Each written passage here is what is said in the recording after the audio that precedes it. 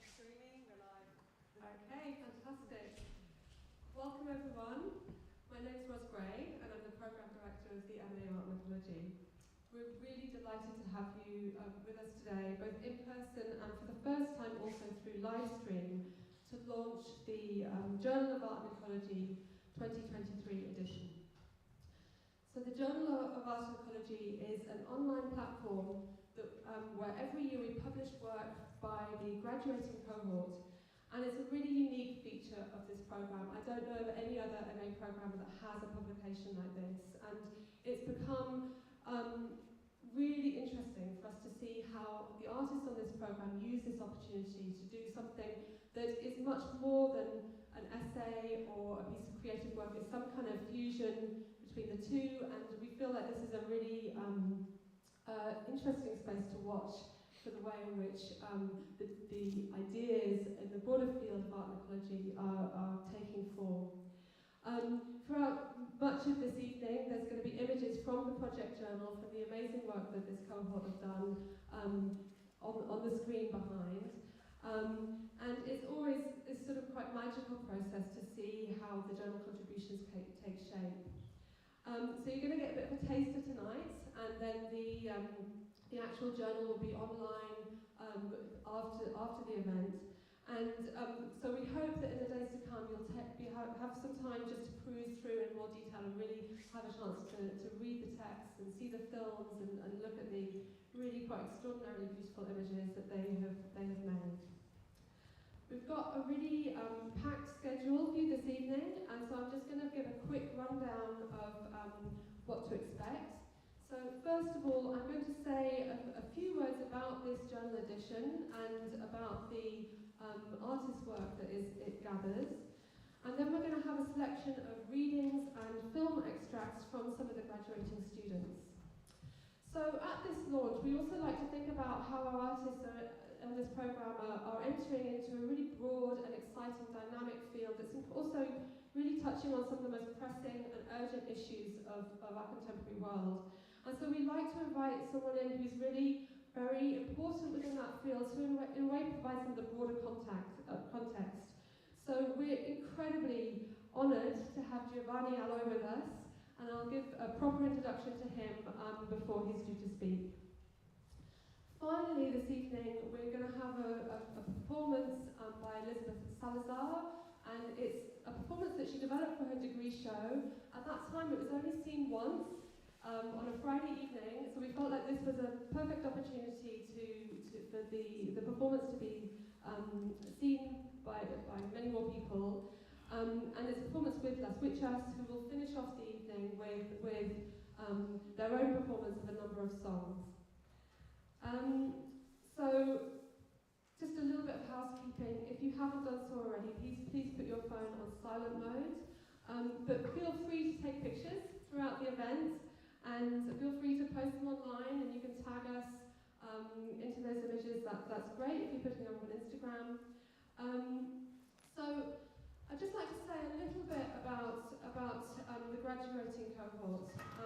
The graduating students this year are Aliancia Caniago, Surin Chen, Rhiannon Hunter, Linnea Janelles, Jane Lawson, Sam Metz, Tina Riveritz, Elizabeth Salazar, and Ella Wong. And during the course of this last 15 months, we've also been joined by Sohrab Rabi, who really became part of the cohort. He's joined us as an auditing student through the exchange programme between Hamburg and Goldsmiths.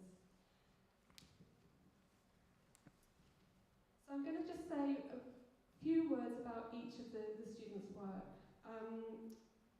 First, Alan. Alan's work these last 15 months has involved a search for what remains of the camphor tree. And this is a tree that's now practically extinct, or almost extinct, in his ancestral village. And it's been widely replaced, largely replaced by palm oil plantation. But it's a place that was once so full of camphor trees that the village actually shares its name with the tree.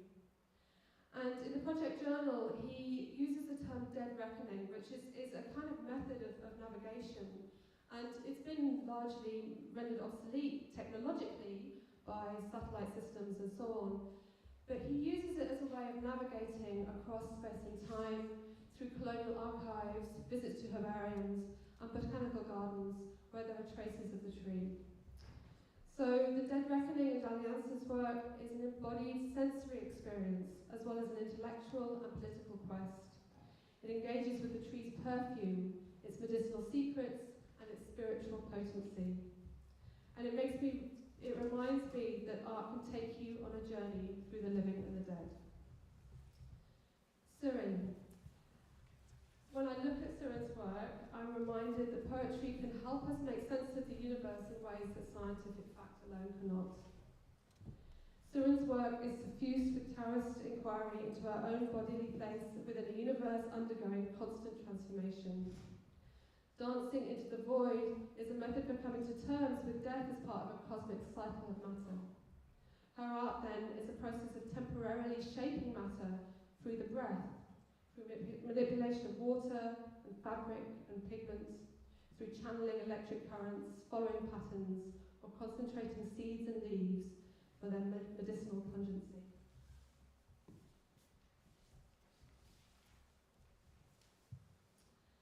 Rhiannon's work reminds us that care is not nice, cosy relations.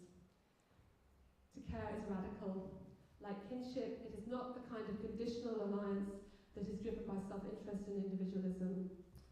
It can be joyful, but it's often also difficult, demanding, and transformative.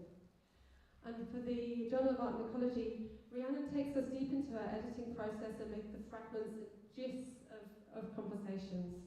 And I've joked with her that she's developed a gist theory instead of a glitch theory. It's fragments of leaves, mud, reeds. It's the unglamorous zones of municipal land management and the strange transitory intimacies of geological volunteering. And amid these vibrating, droning, hissing sounds of water and bodies and kettles and hedge clippers, there's a sense of the interconnectedness of things and beings, of partial knowledge is circulating, and of tender and open conviviality. I think what she shows us is how artists tell us how to pay attention to the little wonders that might otherwise be overlooked. Linnea explores what it means to inherit a name and how her own family and national history is implicated within what she calls the production of white knowledge. In particular, how scientific taxonomy has been part of a process of knowledge production and extractivism over centuries. This is really personal work, but what impresses me so much about it is its stark lack of egotism that comes across as a kind of ethical restraint. Taking her grandfather's expedition camera back to the museum, Linnea reverses the gaze of scientific knowledge production. Something strange happens in this process, wherein double exposure produces a visualization of a haunting, troubling the slick institutional messaging of the present day. It reminds me of Avery Gordon, who points out that those who haunt our dominant institutions and their systems of value are haunted too by things they sometimes have name for and sometimes do not. And she reminds us that with every name that is ignored or lost through colonial taxonomy, there is a world. Jane. I love this statement at the centre of Jane's work, I am for. Efforts to decarbonise and to work more sustainably are often presented, particularly by reactionary forces, as a kind of moralistic refusal that sort of spoils everyone's fun. Saying I am for subverts that. It's a turn towards being accountable, towards finding satisfaction in transitioning to decarbonisation, a turn towards finding alternatives to capitalist realism,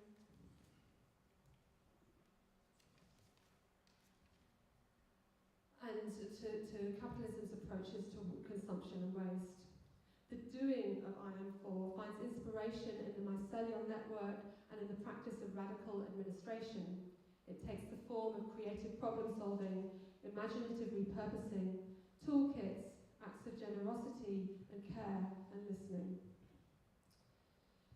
So over the course of the MA, Sam Metz has developed a body of work that proposed stimming as a form of ecological investigation, in their case of the Humber Estuary.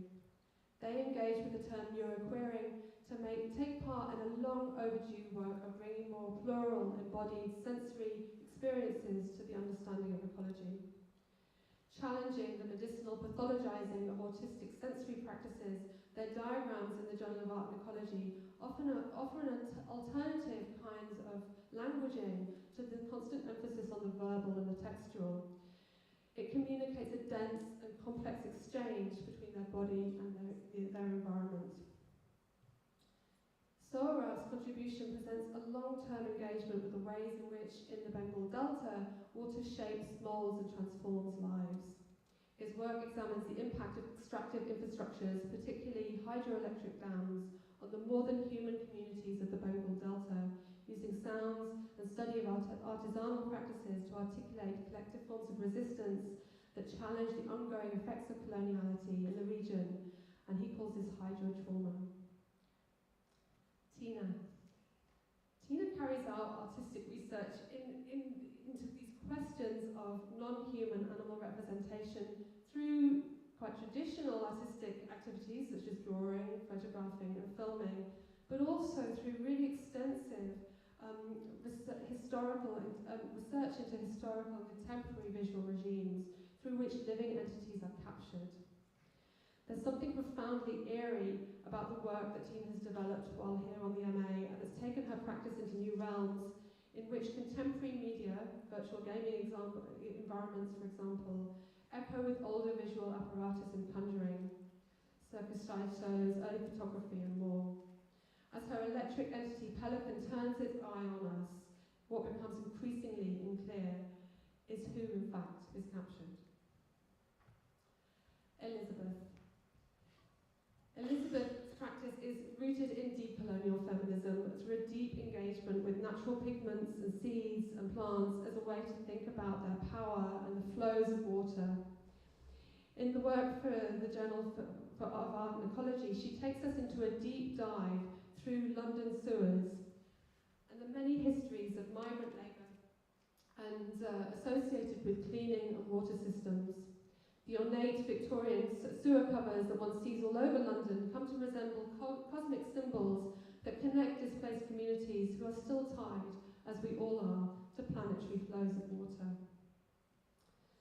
And finally, Ella has spent the last 15 months investigating the resonances and tensions between Taoist philosophy and ecofeminism, which raises a point that's really crucial for this programme, in that we're really interested in the way in which there exist multiple cultures of ecology, and where you're starting from is important for the questions that you can explore. Taoism, starting from a different point of departure, does not have to concern itself so much with the undoing of binary Western modernity. For her contribution, she examines the work of translation and the possibilities for reinterpreting ancient texts so as to generate new meanings. It is quietly radical work. The images documenting other kinds of material translation that she's been exploring through lichen, which in itself, of course, is a living thing that defies Western traditions of categorization. So these are just some thoughts and responses of my own to their work, but you're now going to hear directly from some of the students who wanted to present their work. So first of all, I'd like to invite Alan, who's going to do a performative reading from some of the archives through which he's been trying to get access to the camphor tree. And of course, these are colonial archives, so they're in languages that are not his own. He's going to be reading from European languages that he doesn't speak. So, Alan, would you like to come and join the stage?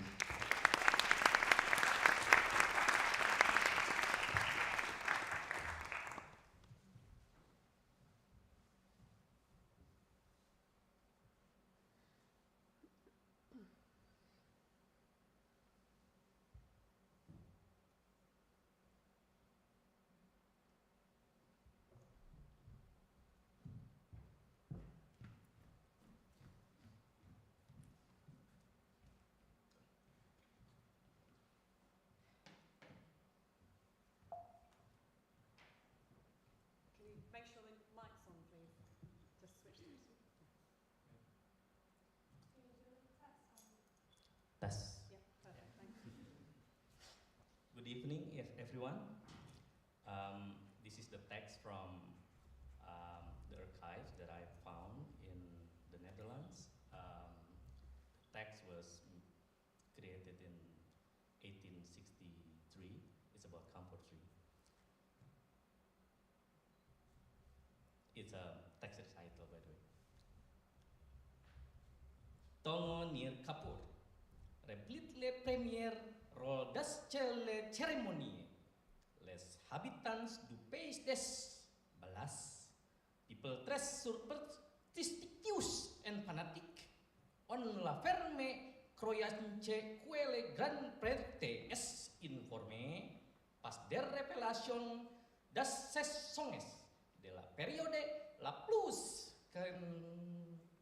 convenable de l'expédition à faire du chemin ku il faul fryer et des caractères des abres explorer la troupe se confie entièrement à la prétendue connaissance de Chegudwe don les seuls mérites consistents de ses tours quin appliquant le orile le panun le percussion de otrone il soit possible de s'assurer tan soit peu de sa constituent intreurer CS das la chompaikne de cetongor nir kapur que men affect la plus grande attention de la recherche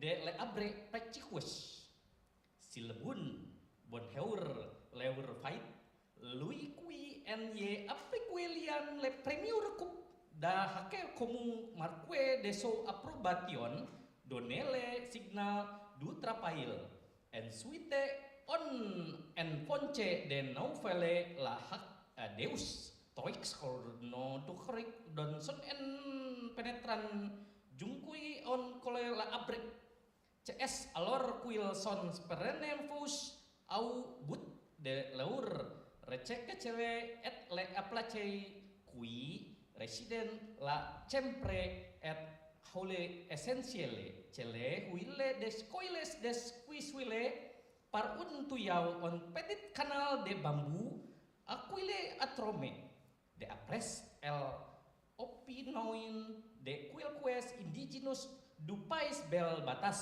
le genueres abres de producien que la minja kapur huile de campre oi le kapur muda campre jeune tandis que les abres adultes livren luun et le outro produit en troufan une quantité considerable de huile essentielle ils en tiren naturellement le consequences que dans le metrox il trepenquen bientot le campre lui meme en abondance de cette manière un grand nombre champiers sopuen plus de trois chance et gan et del albatu saus aucune utility en depit des revelation de la prepoyance de lur grande pretre tumung nir kapur.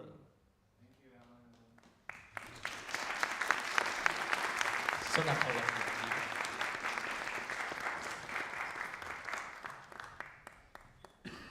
Thank you. And next we have syringe.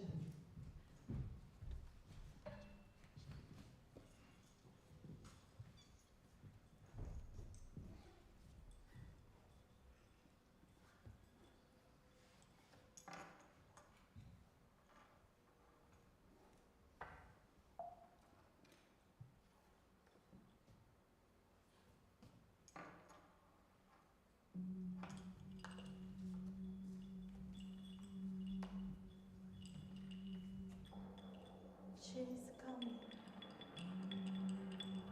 She's dancing, avoid dance, and expressing nothing. Ta ta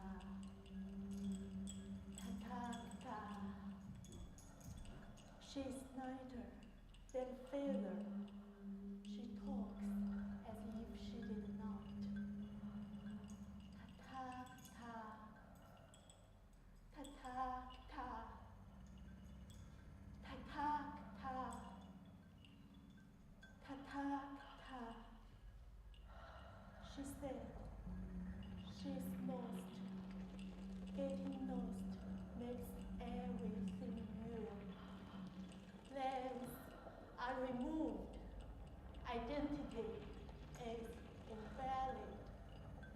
moonlight shines directly into her heart. When you open your eyes, she is seeing, connecting,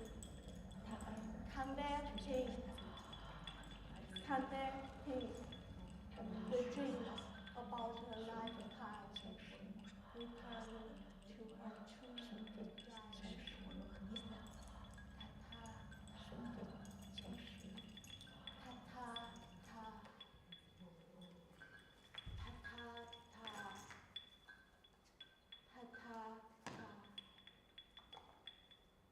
There was nothing originally imagined at I. Imagine that I at the center of this world. Imagine pride and the conditions of pride. Imagine a stone. Imagine solidity. Imagine being unbreakable. Imagine my posture. Imagine my dignity. Imagine loneliness. Imagine no one understands me. Imagine love. Imagine a slack.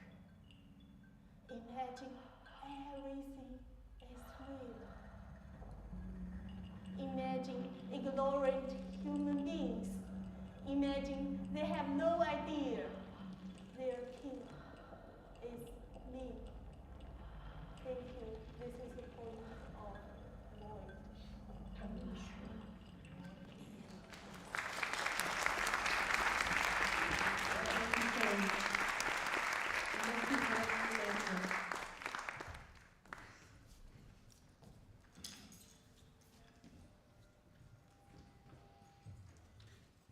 Hi, so my name is Linnea Jonas and I read an excerpt from my project journal.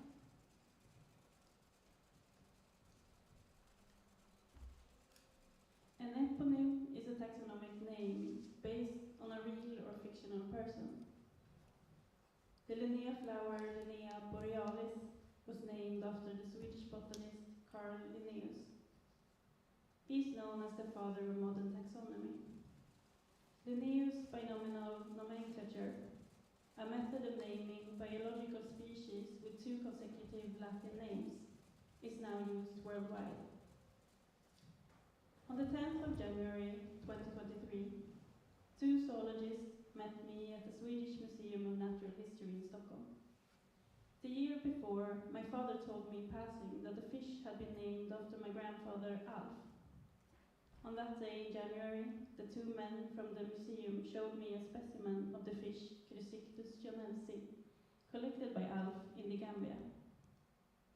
The pale orange creature was floating in a jar of alcohol, its mouth opened and eyes shriveled up, suspended in time. Alf Jonas was born the 27th of October 1916 as the youngest of 6 children to John and Elsa Andersson. John and Elsa decided to merge their names to create the more original last name Jonas. On the 27th of May 1950, my grandfather arrived in Bathurst, the capital of the British colony of the Gambia, together with 2 other scientists. They were on a research expedition with the aim to collect fish for anatomical and embryological research. On the 2nd of June 1739, together with 5 other men, Linnaeus founded the Royal Swedish Academy of Science in Stockholm, modelled after similar societies around Europe. Their aim was to promote and teach relevant and useful knowledge to strengthen the society of Sweden with an emphasis on the economy. Like other scientific societies, the Royal Swedish Academy of Science collected curious and scientific objects for research and education. Many were collected in conjunction with European imperial expeditions. The Academy had a policy to keep its collection accessible to the public already in 1784, and it became an official state-funded museum in 1819. The public was invited to exhibitions demonstrating how much of the world had been conquered by the Europeans, demonstrating their asserted superior structure of knowledge. Thank you.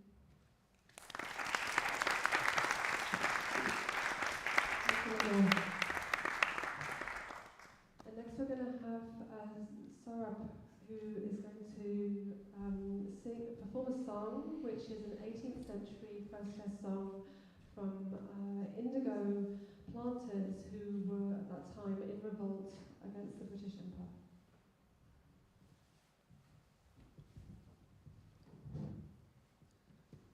আহা হা মরি মরি একই সর্বনাশ, সীতা ছেড়ে রাম বুঝি যায় বনবাস।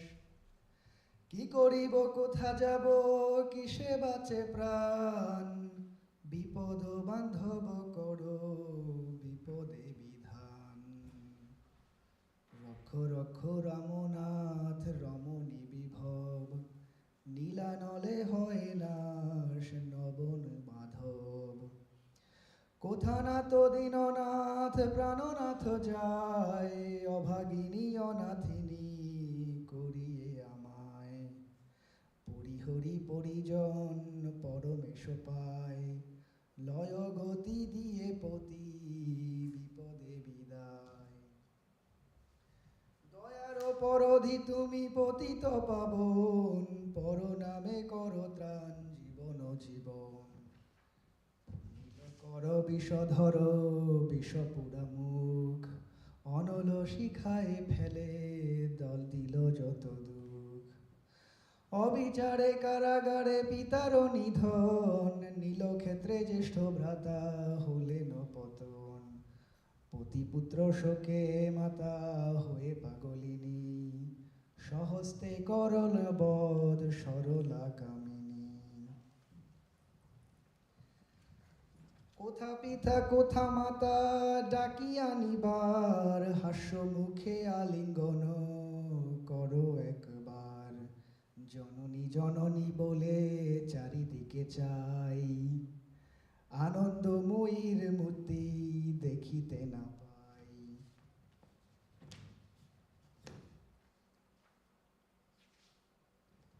অপার জননী স্নেহ কে জানে মহিমা, রণে বনে বলি বলি মা মা মা। সুখাবহ সহধর জীবনের তাই, পৃথিবীতে হেন বন্ধু আর দুটি নাই। আহা হা মরি মরি বুক ফেটে যায়, প্রাণের সবলা মম লুকালো কোথায়। রূপবতী গুণবতী পতিপরায়ণা, মরাল গমনা কান্তা কুরঙ্গ নয়না। সহাস বদনে সতী সুমধুর স্বরে, বেতাল করিতে পাঠ মম করে ধরে। আলো করেছিল মম দেহ সবর, সরলা সরজ কান্তি কিবা মনোহর। কে হরিল সরহরুহ হইয়া নির্দয়, শোভাহীন সরোবর অন্ধকারময়।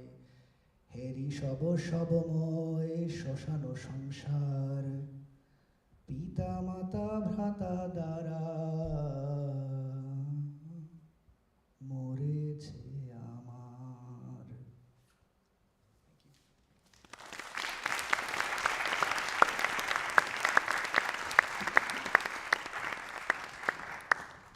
Thank you so much. And now we're going to have a film reel of clips from works by Rhiannon Hunter, Doings of Care, Jane Lawson. Here is a handful of shadow I have brought back for you. Sam Metz, Stimming of the Humber Estuary, and Tina Riberitz, Electric Entity, Pelican.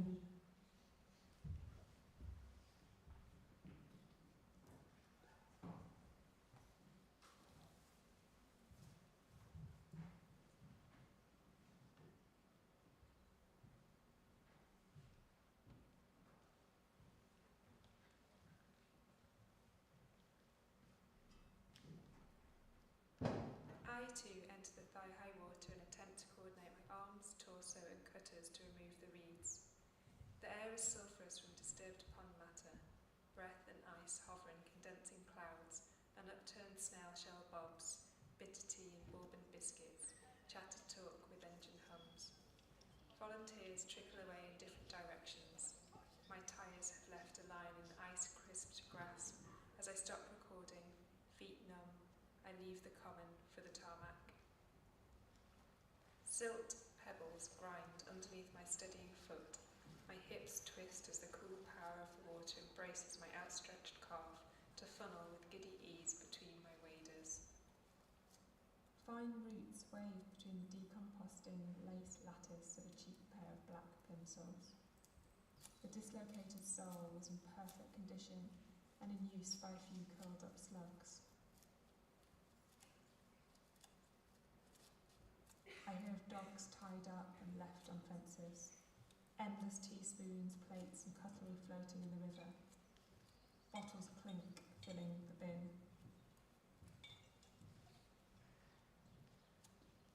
A furry rust-orange black bee nuzzles into a flower, quickly guzzling and moving on, hovering and moving on. A money spider clambers over my stripped-off jumper, and fast black ants quickly explore my belongings, becoming more frenzied as I try to delicately ping it off, contemplating that my intervention might send out a signal to more ants, either beckoning them to come or baiting them to stay away. The lens captures my bodily breath and hand movements.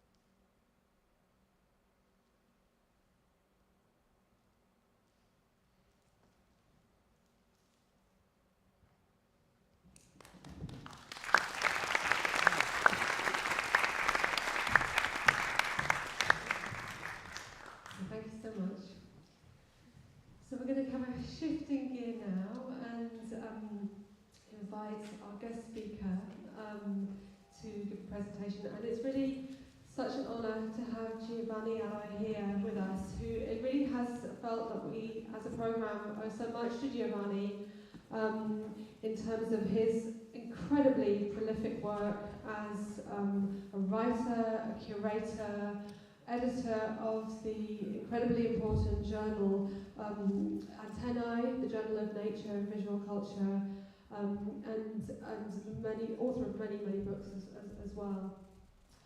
He is the author of, as well as being editor-in-chief of Antennae, he is the author of Art and Animals, Speculative Taxidermy, Natural History, Animal Surfaces and Art in the Anthropocene, Why Look at Plants, The Vegetal Emergence in Contemporary Art, Lucian Freud, Herbarium, the Posthumanism in Art and Science, and Estado Vegetal.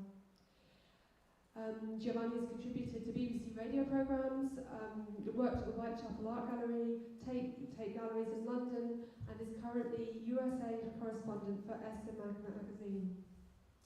Eoli has curated exhibitions in the US and Europe, and is co-editor of the University of Minnesota Press series Art After Nature. And his talk today is titled Vegetal Attunements on Potted Plants and the Boundaries of Care. Welcome.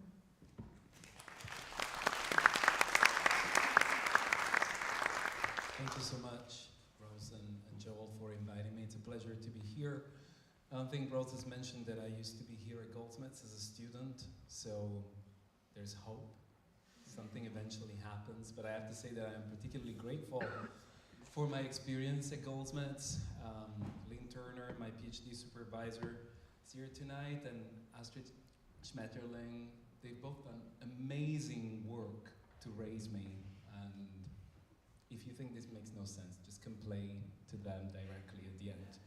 But it has been an incredible journey, and I hope it is for you too. I still meet people around the world who eventually say, oh, I started at Goldsmiths too, and then we say, oh, when?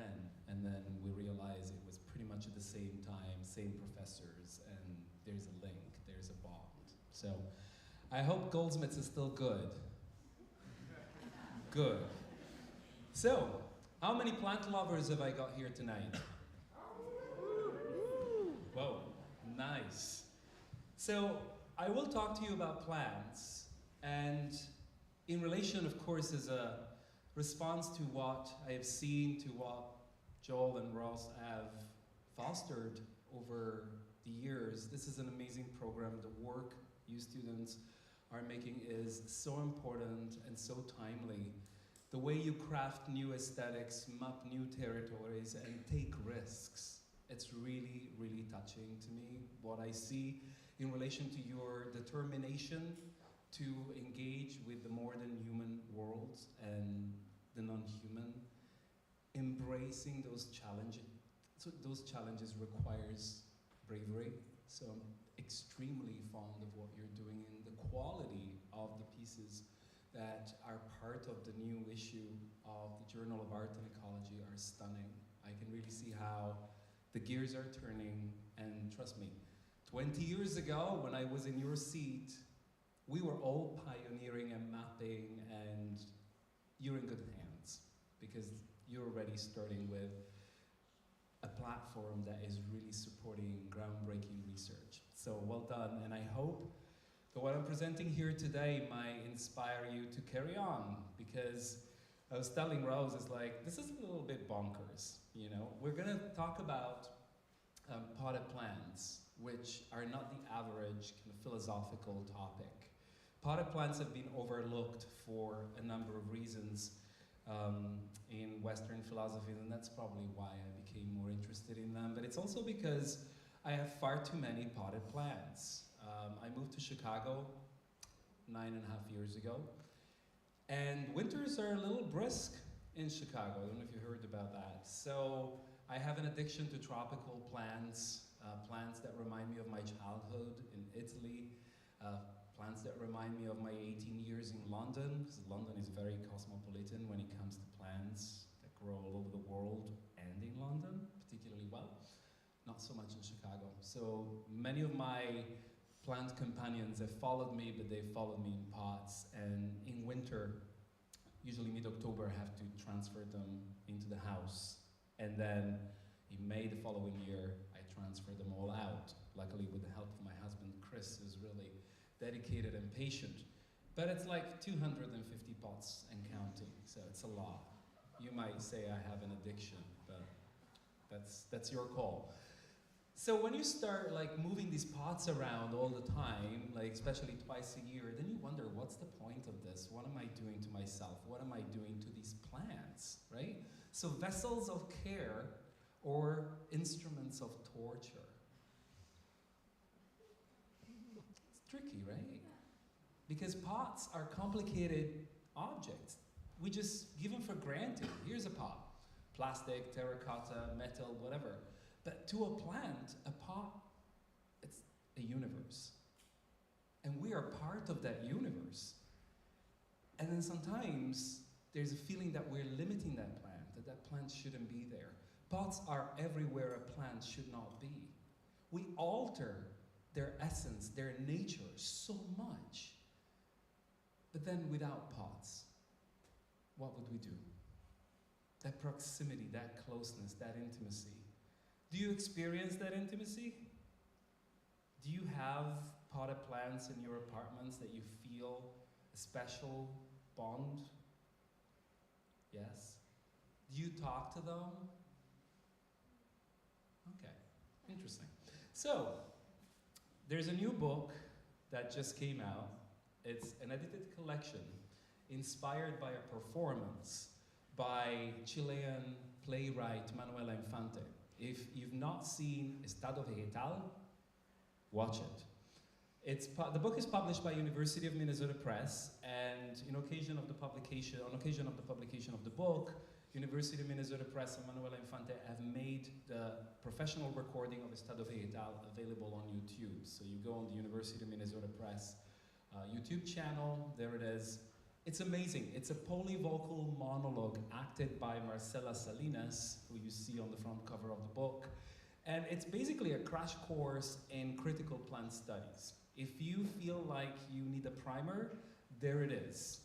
She has reinvented, remapped, reconfigured the biggest ideas that have been put on the map in critical plant studies. And of course, through performance, she's added her own perspectives into a fantastic, fantastic theatrical experience. And I felt so moved by this performance that I started to talk to Emanuela about the possibility of making a book where I invited a number of collaborators, including Mandy Suzanne Wong, Michael Marder. There's a range of like scholars and poets and artists who have contributed to this, to think about what happens in the performance and to use it, to engage with it as a provocation. And there is a specific sequence in the performance that has been haunting me ever since. And I don't want to play it in full for you because otherwise I'll spoil the fun. But I can play with the audio turned down and I quickly summarize it for you. It's the story of an elderly lady called Nora who is taking care of her plants. And she speaks to them, as you do. She tells plants how they look, whether she's going to put them in a new pot. And then eventually the plants talk back, which I find particularly fascinating. And the plants say something unexpected.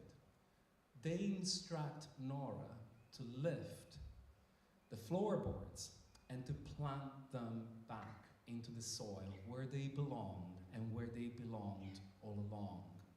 So they basically tell her that the pots are in positions, that they don't want to be in pots, and that they were there before her house.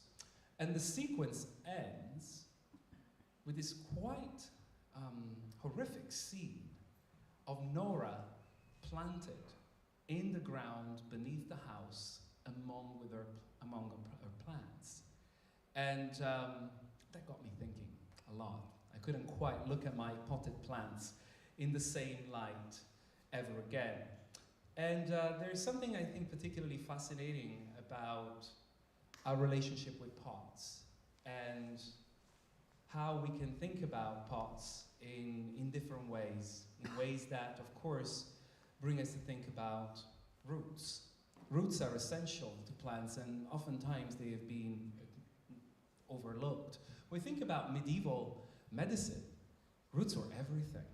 They were the important matter from which we gathered healing potions that were essential to our survival. And then, of course, in the 1880s, 1890s, the research of Charles and Francis Darwin led us to understand that plants are able to think through their roots, which is groundbreaking because we don't often look at roots. And of course, that's been laughed at extensively. And more than one time, I've been thinking about roots and the passing of time itself. The part of the plants we don't see. What do we do with time and roots and plants when they're confined in a pot? I started to read a wonderful book by Ocean Wong that I definitely recommend, called Time is a Mother. And time is a mother. Time is an opportunity to regenerate from trauma. Time is an opportunity to grow. Time is an opportunity to sediment. So when we start to think about time as an opportunity and the idea of roots growing in pots, then a number of clashes, a number of tensions emerges. This is a mangave that I bought in a nursery just outside Chicago in the summer. And I started to tease it out of its tiny, tiny clay pot, thinking, okay, I'll put you in something bigger. I can tell you need something bigger. And it wouldn't come out. I had to break it with a hammer. And I was so nervous. It's like, am I gonna ruin this plant? Am I gonna hurt it? And now it's in a bigger pot. And I can only hope that the plant is enjoying the new reality.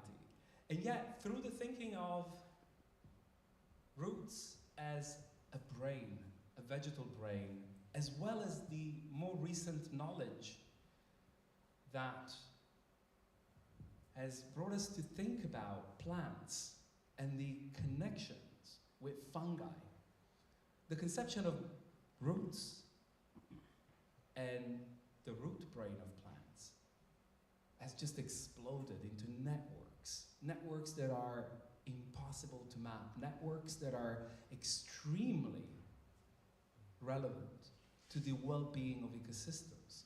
So again, what do we do when we put our plants into pots through time?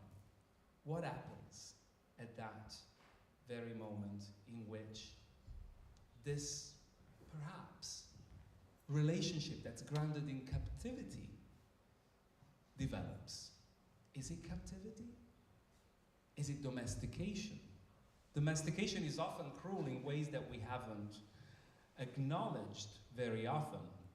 You know, when I was researching for my PhD, I became very interested in Foucault and in epistemological specializations. The idea that space, the space through which we develop knowledge, defines what we can see and say about the subject we're studying. And in the book that I published in 2018, Why Look at Plants, I focused on this idea a little bit more. Since plants are fixed, they're grounded, and that is the essence of plants, most plants anyway, I began to think about plants and space, the relationship between plants and space, and how we, within that relationship, play an important role.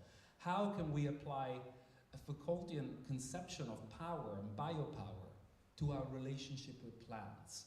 And I started to think more, in a more focused way, about the domestic sphere and how the domestic sphere allows us an intimacy, a proximity with plants that can help us do something that hasn't quite been done in Western philosophy yet, at least not with a level of focus that I am satisfied with.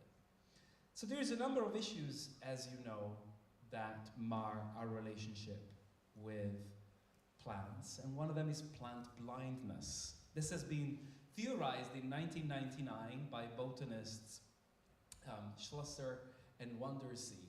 And a great example of plant blindness is this, which is a bit of a paradox. It's a still life from the Dutch Golden Age, and you can argue that we're seeing plants, we're looking at them right now. What's plant blindness? Well, we're actually looking at a composition made borrowing flowers and plants from other artists' paintings. This bunch of flowers never existed in front of the artist. It's a collage, it's a painterly collage, and it's entirely constructed on the grounds that it expresses ideas of Christian beliefs and morals. So we're asked to look at flowers so that we can see ourselves. Anthropocentrism dominates anthropomorphic ways in which we make sense or impose ourselves on the non-human, and that of course becomes a big limitation. There is so much that's complicated and interesting around the idea of a relationship with plants that escapes these paradigms. And one of the, or let's say two, of the sources that I have been more intrigued by are two books that I recommend you might read or that you may have read already. One by Matthew Hall, the well-known Plants as Persons, and Michael Marder's Plant Thinking, Philosophy of Vegetal Life. There's so much in both books. There's like absolutely plenty. But there's this idea of plant personhood that's been haunting me in relationship to pots. Because I think that potted plants, especially those that live in our apartments, in our homes, play a different role. And that they offer us an opportunity to engage with the non-human in ways that we haven't yet. And if you're interested in this subject, it kind of like borders into the notion of plant rights, which also hasn't been addressed yet quite fully. And there's an event coming up on January 31st online with Alessandra Viola, who's written this book called Flower Power that's only available in Italian right now, but that addresses the question of plants' rights in connection to human rights and animal rights. These are pressing questions, very prickly, pun intended, I guess. And there's a question about what do we do with this idea of personhood. And Matthew Hall was very, Michael Marder and Matthew Hall at their back and forths about what plant personhood might be. And Matthew Hall interestingly said that a view of plant ontology in which you can insult a plant by calling it a person stems from Marder's philosophy of plant thinking. According to Marder, plant thinking starts with the explosion of identity that is following Derrida's deconstruction of the animal. Plants are regarded as multiplicitous assemblages, modularly composed of parts capable of independent rejuvenation. The plant is not a differentiated organism, but a collection of many. Therefore, if the plant is not an organism consisting of interdependent organs, we should avoid conceiving it as a totality or as a differentiated whole. And I think there's something there. There's definitely mileage, but there's also something that I think Michael Marder is right about. So Matthew Hall and Michael Marder tend to kind of disagree about the conception of personhood and what it can do for us. And the question of personhood in itself is complicated when it's applied to plants. And I think a lot of that problem is caused by the fact that we still repeat the same mistakes that we used to perform with the question of the animal, this generic, chimerical entity.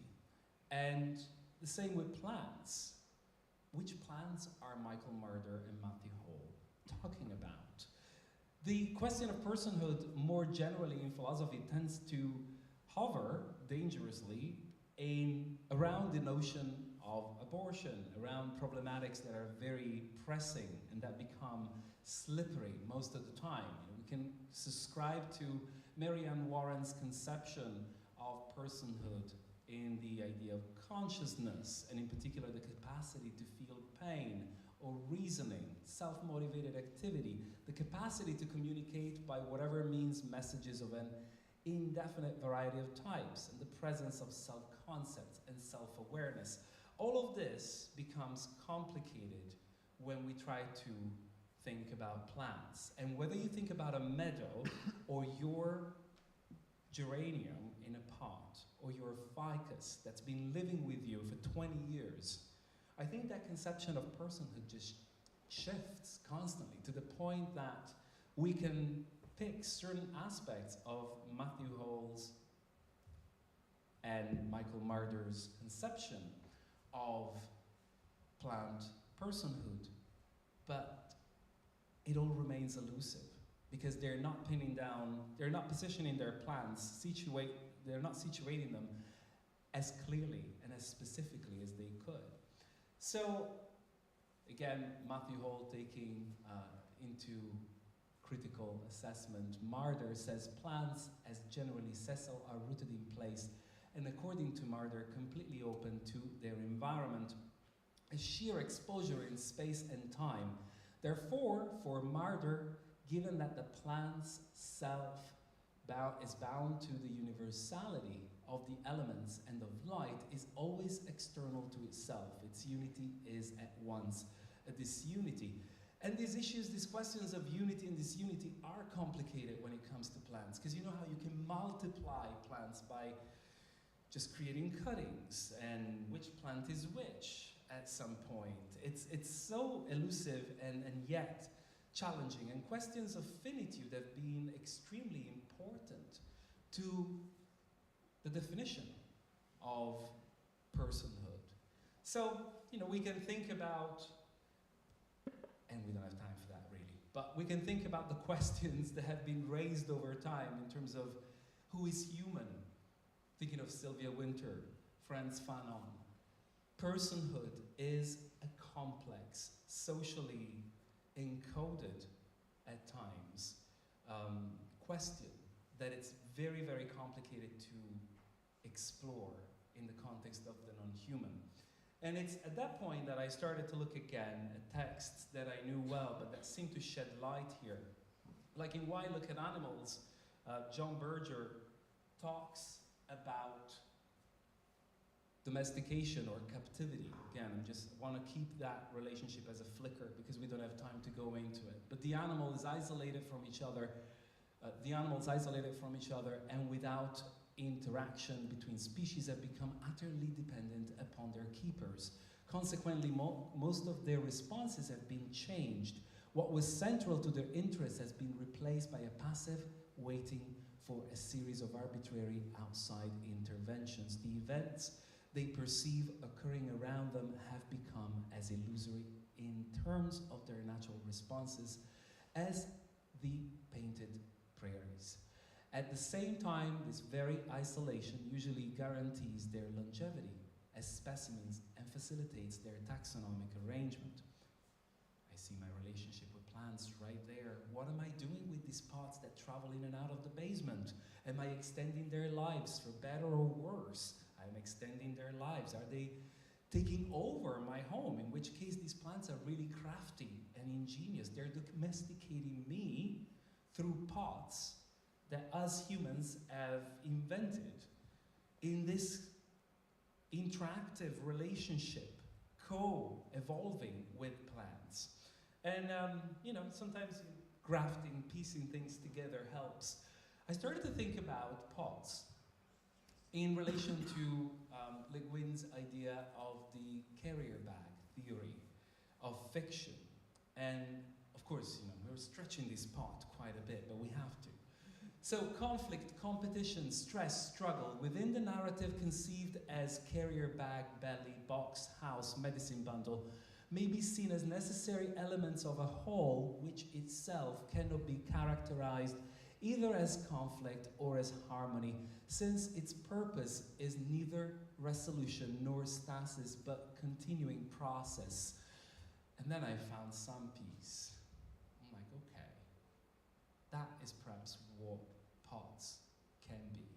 Containers of care that simultaneously are somewhat unstable in this relationship, and that end up involving conflict, stress, struggle.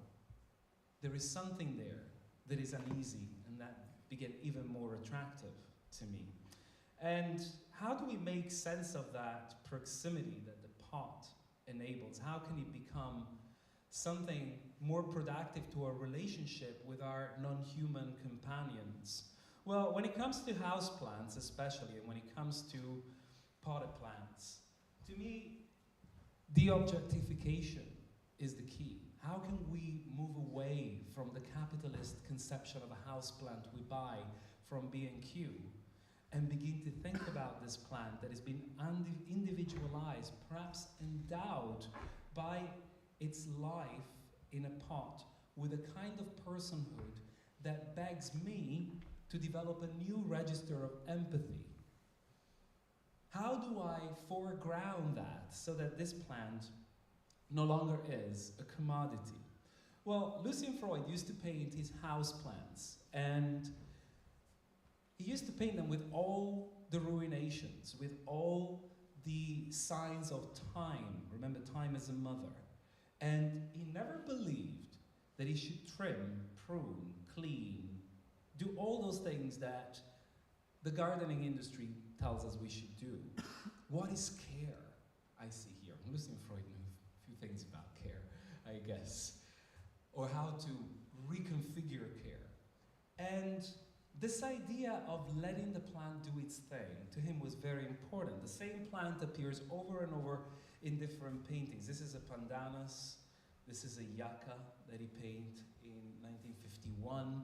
You can see how it doesn't want to interfere, because he says when you interfere, it's when you begin to erase the character of the plant. So I'm thinking about character as a dimension of personhood as applied to plants, and everything is slippery and it's constantly quivering, but I'm happy to kind of engage with that ambiguity, these questions that are fascinating and challenging, and at the same time seems to hover on this kind of bonker dimension of maybe I'm caring too much, but when can you say that you're caring too much? A plant should last a long, long time, but there's a conspiracy, as some of you have pointed out through their work, capitalism, right? Plants you will kill in 1 week, $8. Plants you will kill in 3 weeks, 15, and of course, in 2 months, 25. As you know, B&Q, all the big box chain stores don't care about our relationship with plants. They just want us to come back and buy more. But keeping your houseplant alive is a form of resistance to capitalism, isn't it? You're just not going to rush out and buy another one. You're going to nurture the one that you purchased because you can see this personhood shining through. And how do you see this personhood shining through? Okay, this is the fun part, and I know my time is running out, but I have to tell you something really important that will help you developing this link, this bond, this closeness with your houseplants. So I didn't just want to ruin pots for you and make you go home feeling totally, guilty that you're torturing your plants, because you've never killed one, correct? Never, exactly. When you buy a plant from a garden store of any kind, usually your plant is on drugs. Yes, they don't tell you that. How is it so? Well, first of all, plants come from greenhouses where they have been treated to this kind of regime that they end up loving. They become addicted to it. It's timers for everything. Time is a mother. Timer for light, timer for heating, timer for water. Most plants love stability and reliance. Plants keep calculating things, that's part of plant intelligence. They know how much water, heat, light they're getting, and in response to that, they will produce a certain. When that ratio shifts, the plant begins to adjust. So there's a constant calculation. Plants are always, always busy calculating the world. They do so in your home as well. They do so when you're around. It's their universe. You're part of that space. And you administer, you negotiate it with the plant. Is it too much light? Is it too much heat? Is it too much water? We can't know sometimes, but you can. Do you believe that you can? You have to believe that you can. Otherwise, you have fallen victim of capitalism once again, and you will be scouring the internet for things like these. What's wrong with my plant, right? Or this other one, help my house plant, right? They can be good, but guess what? You're the only ones who know what's wrong with your plant. I know you feel like you don't, but nobody online can really truly tell you what's wrong with your plant. But when you start focusing on this idea of personhood and how the plant is more than just this commodity you can replace, that's when the relationship begins to grow. But there's another thing you need to know. So those timered entities, the light, the fertilizer, the heat, the humidity, that's nothing. The real drug is this. Nobody tells you about it, and I am. Chlorquat chloride. Who's ever heard about this? Nobody. See how it works? Because the industry keeps it secret. I had to scavenge quite a bit to find out about this chemical. And this is what it looks like. A pile of white powder. How is it administered? You can spray it, you can pour it in the soil. Now think about you purchasing that plant in the gardening center and thinking, oh, wonderful, the compact demeanor, I love this. Then you bring your plant back home and you get ready to develop this relationship, and the plant has gone cold turkey. It's like, this is hard. Where is my chlorquat chloride, please? I get this much every day. Or where do I get my, timerized world? It's no longer there. Your apartment is so different from the greenhouse it grew in. But that's when you shouldn't despair. That's the mistake we all make. Capitalism wants us to be inadequate, right? Because if we're inadequate, we fail and we return to the shop to buy a replacement because we don't like failure. But that's when you have to embrace failure a bit more. Give yourself time. Time is a mother. Give your plant time to get clean from chlorquat. It will. It will. With your TLC, it will. And it will start looking like this. And that's when you have to develop your empathy and acceptance that your plant was never meant to look like that. And it now looks like this. And you'd be like, okay, now I've learned your real character.